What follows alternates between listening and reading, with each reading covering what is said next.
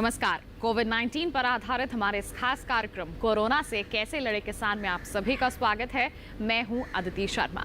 किसान भाइयों बहनों, देश में कोविड-19 की रोकथाम और नियंत्रण पर उच्चतम स्तर पर निगरानी की जा रही है और सरकार की तरफ से भी कई नए कदम उठाए गए हैं। संकट के इस दौर में देश को आत्मनिर्भर बनाने की दिशा में हमारी सरकार द्वारा हर तरह से प्रयास किया जा रहा है। अगर हम बात करें कृषि के क्षेत्र की, तो वो भी इसमें अछूता नहीं है और इसी के लिए कई नए बदलाव भी कृषि के क्षेत्र में लाए गए।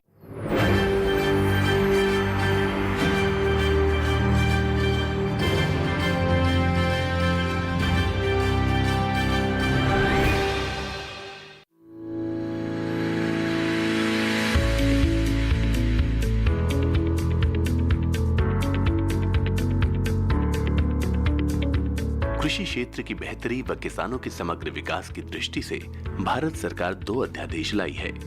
अत्यावश्यक वस्तु अधिनियम में भी महत्वपूर्ण बदलाव किया गया है। केंद्रीय कृषि एवं किसान कल्याण, ग्रामीण विकास तथा पंचायती राज मंत्री नरेंद्र सिंह तोमर ने इन रिफॉर्म्स के माध्यम से देश के 86% छोटे किसानों को लाभ पहुंचाने के उद्देश्य से कृषि प्रसंस्करण उद्यमियों से चर्चा की। केंद्रीय मंत्री नरेंद्र सिंह तोमर ने कहा कि सकारात्मक बदलाव व 1 लाख करोड़ रुपए के कृषि इंफ्रास्ट्रक्चर फंड सहित अन्य उपायों से खेती के क्षेत्र में निजी निवेश के साथ ही नई पीढ़ी का आकर्षण भी बढ़ेगा। किसान देश का सबसे बड़ा उत्पादन करता है, उसके बाद भी उसको ये आज़ादी नहीं थी कि वो अपना उत्पादन कहाँ बेचेगा, किस दाम पर बेचेगा और कैसे बेचेगा। तो मंडी के कानून के भीतर वो अटका हुआ था और एक तौर से कई बार हम अनुभव करते थे कि उसका शोषण भी होता था। और इसलिए कृषि उपज व्यापार और वाणिज्य अधिनियम बनाने का सरकार ने फैसला किया और अभी ऑर्डिनेंस जारी हुआ है। और इसी प्रकार से मूल्य आश्वासन और कृषि उत्पाद के करारों से संबंधित जो ऑर्डिनेंस है, आवश्यक वस्तु अधिनियम में बदलाव है, ये तीनों एक तौर से कृषि उत्पाद को मदद करने की दृष्टि से ये ऑर्डिनेंस सरकार लाई है। किसान ऑनलाइन प्लेटफॉर्म पर देश में कहीं भी किसी को भी उपज बेच सकेंगे, जिससे उन्हें काफी अच्छे दाम मिल सकेंगे और आय भी बढ़ेगी। कृषि व ग्रामीण अर्थव्यवस्था भारत की बहुत बड़ी ताकत है, जो किसी भी प्रतिकूल परिस्थिति में खड़ी रहने में सक्षम है। कोविड संकट में भी ये साबित हुआ है। देश को आत्मनिर्भर बनाने में कृषि और ग्रामीण क्षेत्र की अहम भूमिका रहेगी। केंद्रीय कृषि एवं किसान कल्याण, ग्रामीण विकास तथा पंचायती राज मंत्री नरेंद्र सिंह तोमर ने कहा कि प्रधानमंत्री श्री नरेंद्र मोदी जी ने आत्मनिर्भर भारत बनाने की बात भले ही कुछ ही दिन पूर्व कही, लेकिन पहले से ही उन्होंने इसकी बुनियाद रखना प्रारंभ कर दिया था। प्रधानमंत्री जी के नेतृत्व में कृषि मंत्रालय, राज्य सरकारें और किसान सभी एक लक्ष्य रखते हुए समग्र प्रयत्न कर रहे हैं। इस लक्ष्य को प्राप्त करते हुए कृषि और ग्रामीण क्षेत्र में आमूलचूल परिवर्तन आएगा। उन्होंने कहा कि प्रधानमंत्री किसान सम्मान निधि यानी पीएम किसान योजना में किसानों के बैंक खातों में सीधे 93,000 करोड़ रुपए से ज्यादा राशि केंद्र सरकार ने जमा कराई है, जो खेती के क्षेत्र में पूरी दुनिया में अनूठा काम है। यह रिफॉर्म इसीलिए किए गए हैं कि कुल मिला के किसान की माली हालत सुधरे, गांव की अर्थव्यवस्था को बल मिले, किसान को उसके उत्पाद का उचित दाम मिले। इस दिशा में यह सरकार के महत्वपूर्ण कदम हैं। लेकिन ये कदम जब तक क्रियान्वित नहीं होते, तब तक इसका फ़ायदा किसानों तक नहीं पहुंचता है। और जब हम महसूस करते हैं कि किसान और इंडस्ट्री ये दोनों अलग अलग धाराओं में दिखाई देती है, जबकि वस्तुस्थिति यह है कि किसानी है तभी एग्रो इंडस्ट्री है। अगर किसानी नहीं होगी तो एग्रो इंडस्ट्री का कोई औचित्य नहीं रह जाएगा। और किसानी मुनाफे में आए और कृषि की ओर लोगों का आकर्षण बढ़े, इस दिशा में ये रिफॉर्म बहुत उपयोगी है। लेकिन इंडस्ट्री के सोचने की भी दिशा यह रहनी आवश्यक है कि किसान फायदे में कैसे जाए, क्योंकि आज यह सोचना बहुत ज़्यादा महत्वपूर्ण है कि अगर कृषि की तरफ आकर्षण कम होता गया तो बाकी सारी चीज़ें तो हो सकती हैं, लेकिन अगर खेती नहीं होगी तो उत्पादन नहीं होगा, उत्पादन नहीं होगा तो फिर बाकी व्यापार नहीं होगा, खाद्यान्न की समस्या भी खड़ी होगी, बाकी इंडस्ट्री के लिए भी समस्या खड़ी होगी। तो सरकार, राज्य सरकार, इंडस्ट्री और बाकी इन हितों से संबंधित काम करने वाली जो संस्थाएं हैं, सबकी प्राथमिक जिम्मेवारी आज होना अनिवार्य प्रतीत होता है कि किसान की आमदनी कैसे बढ़े, हमारी योजनाओं का लाभ किसान को कैसे मिले, और जिससे कि किसान खेती की तरफ आकर्षित हो, उनकी दूसरी पीढ़ियां आकर्षित हों, खेती के काम को आगे बढ़ाएं, खेती के रकबे को आगे बढ़ाएं, खेती में नई टेक्नोलॉजी का उपयोग हो, और जो हमारा मूल्य आश्वासन और कृषि सेवाओं के करार से संबंधित एक्ट है, उसमें भी इंडस्ट्री बड़ी भूमिका का निर्वाह कर सकती है। और जो कृषि उपज व्यापार और वाणिज्य अधिनियम है, इसकी शुरुआत भी आप सब लोग किसान को अच्छा मूल्य देकर, किसान के घर से ही खरीद कर इस एक्ट को कारगर बना सकते हैं। और मैं समझता हूँ इंडस्ट्री, सरकार और किसान तीनों मिलकर काम करेंगे तो आने वाले कल में इस पूरे सेक्टर का आत्मनिर्भर भारत के निर्माण में महत्वपूर्ण योगदान होगा। देश में 86% छोटे किसान हैं जो खुद निवेश करने की स्थिति में नहीं हैं। इन्हें लाभ पहुंचाने पर भारत सरकार का फोकस है। किसानों की अथक मेहनत की बदौलत ही भारत खाद्यान्न क्षेत्र में न केवल आत्मनिर्भर है बल्कि सरप्लस है। 10,000 नए एफपीओ बनाने की बड़ी योजना भी सरकार ने शुरू की है। छोटे किसान इनसे जुड़ेंगे जिससे उनकी ताकत बढ़ेगी, लागत घटेगी, उत्पादन वॉल्यूम बढ़ेगा। किसानों को ई प्लेटफॉर्म से भी काफी लाभ मिलेगा। तोमर ने उद्यमियों से इसमें सहयोग का आग्रह किया। कृषि क्षेत्र को आत्मनिर्भर बनाने व कृषि उत्पादों को वैश्विक स्तर पर पहुंचाने के लिए ये बहुत बड़ा कदम है। केंद्रीय कृषि राज्य मंत्री परषोत्तम रुपाला ने आभार प्रदर्शन करते हुए कहा कि किसानों की बेहतरी के लिए एक प्लेटफॉर्म पर सबको लाने का कार्य वेबिनार के जरिए किया गया है। अब जब भारत सरकार ने ये निर्णय किया है, मोदी जी के नेतृत्व में एक बात क्लियर हो गई है कि किसान के काम को प्रगति करने में कोई रुकावट नहीं होनी चाहिए। ये फिर कानूनी हो, ये फिर वहीवटी हो, ये फिर आर्थिक हो, कोई भी रुकावट नहीं होनी चाहिए। इसीलिए जो कानून में सुधार करने की आवश्यकता थी, उसके लिए ऑर्डिनेंस आ गए।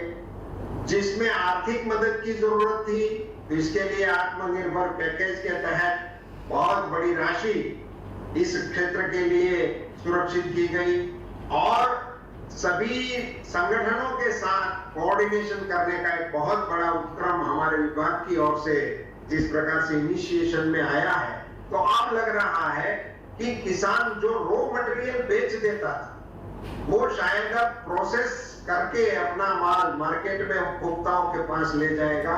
कृषि मंत्रालय के सचिव संजय अग्रवाल ने संचालन किया। बैठक में संयुक्त सचिव पी.के. सोआई ने किसान हितैषी रिफॉर्म्स के संबंध में प्रेजेंटेशन दिया। किसान भाइयों बहनों, इसी के साथ कार्यक्रम में वक्त हो चला है एक छोटे से ब्रेक का। ब्रेक के बाद भी जानकारियों का यह सिलसिला यूं ही जारी रहेगा। बने रहिए दूरदर्शन किसान पर और देखते रहिए हमारा कार्यक्रम कोरोना से कैसे लड़े किसान।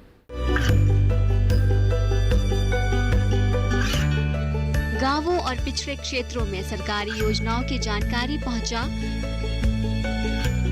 देश में कौशल और क्षमता विकास कर ग्रामीणों को सामाजिक बदलाव और विकास से जोड़ने की दूरदर्शन किसान की पहल चौपाल चर्चा देखें सोमवार से शुक्रवार सुबह 9 बजे। बीमारियों से कैसे बचेगी फसल, मवेशियों की मुश्किलों का क्या है हल, कहां से लाएं बीज, कितनी लगेगी खाद, किसानों के हर फोन का विशेषज्ञ देंगे जवाब। देखिए हेलो किसान लाइव सोमवार से शुक्रवार शाम 6 बजे।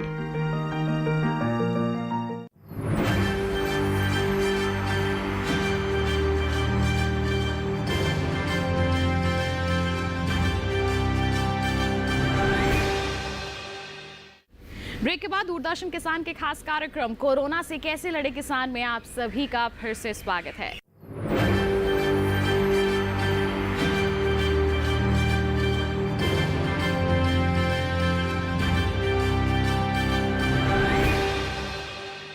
आज देश में जो कोविड के सिचुएशन है, विश्व में जो कोविड का सिचुएशन है, सारे देश गुजर रहे हैं। इस संकट के घड़ी में हमें प्रधानमंत्री जी ने एक बहुत बड़ा राह दिखाया है, वो आत्मनिर्भर भारत के। हमें वो प्रधानमंत्री जी ने भी आत्मनिर्भर कृषि का भी राह दिखाया है, जिसमें आप जैसे जानते हैं आत्मनिर्भर भारत में 2 ऑर्डिनेंस का अध्यादेश के बारे में अध्यादेश जारी हुआ था, जिसमें एक ट्रेड एंड कॉमर्स जो farmer produce trade and commerce ordinance है, जिसमें पूरा जो हमारे जो मार्केट सिस्टम है, एग्रीकल्चर मार्केट सिस्टम को उसमें सुधार लाया गया है। जैसे कि जानते हैं एग्रीकल्चर मार्केटिंग जो कृषि विपणन है वो स्टेट सब्जेक्ट है, जो स्टेट के APMC एक्ट है उसके तहत पर रेगुलेशन होता है। इसमें जो हमारे रेगुलेटेड होलसेल मार्केट से वहाँ पे हमारे किसान भाइयों अपने जो एग्रीकल्चर कमोडिटीज़ लेके आते हैं सेलिंग के लिए, जिसमें जो लिमिटेड लाइसेंस्ड ट्रेडर्स हैं उनको बेचते हैं।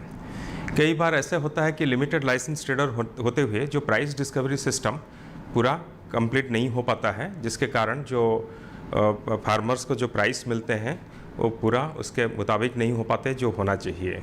इसलिए जो अभी जो सुधार लाए हैं ऑर्डिनेंस में, इसमें पर्टिकुलरली जो एग्रीकल्चर मार्केट कमिटीज़ मार्केट्स है उसके बाहर एरिया जो है वहाँ पे ट्रेड का फैसिलिटेशन किया गया है।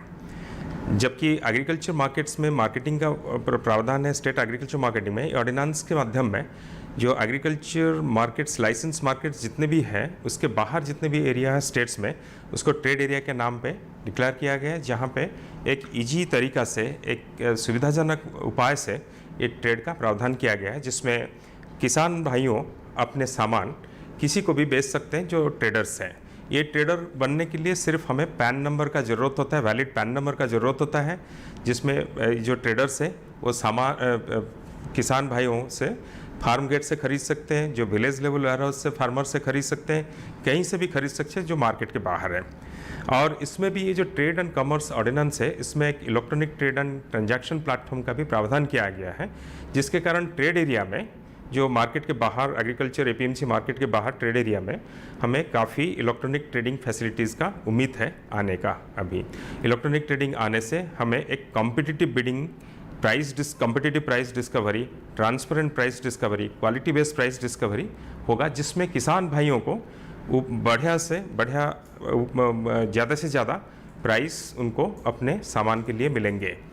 इसलिए जो न्यू चैनल है एक उम्मीद दिया है किसान भाइयों को आगे बढ़ने के लिए, जो हमारे आदरणीय प्रधानमंत्री जी के जो सपना है डबलिंग ऑफ फार्मर्स इनकम, उसको पूरा करने में मदद करेगा। इस ऑर्डिनेंस में भी हमारे जो फार्मर प्रोड्यूसर कंपनीज़ है, किसान उत्पादक संगठन है, उनका भी बड़ा भूमिका है। ये जो किसान उत्पादक संगठन है ये बेच तो सकते हैं आराम से ट्रेड एरिया में, कोई प्रावधान नहीं है। इसके साथ साथ एक खरीद भी सकते हैं ट्रेडर जैसा, उसके लिए उनको इवन पैन नंबर का कोई ज़रूरत नहीं है। Agriculture cooperative societies, farmer producer organisations दोनों ट्रेडर के हिसाब से बाय भी कर सकते हैं, उनके लिए पैन का ज़रूरत नहीं। अगर ये चाहें एफपीओज़ भी और एग्रीकल्चर कोऑपरेटिव सोसाइटीज़ भी इलेक्ट्रॉनिक ट्रेडिंग प्लेटफॉर्म भी प्रावधान कर सकते हैं ट्रेड एरिया में। तो एफपीओ जो है आज एक किसान उत्पादक संगठन है, एक शक्ति के रूप से उभर रहा है।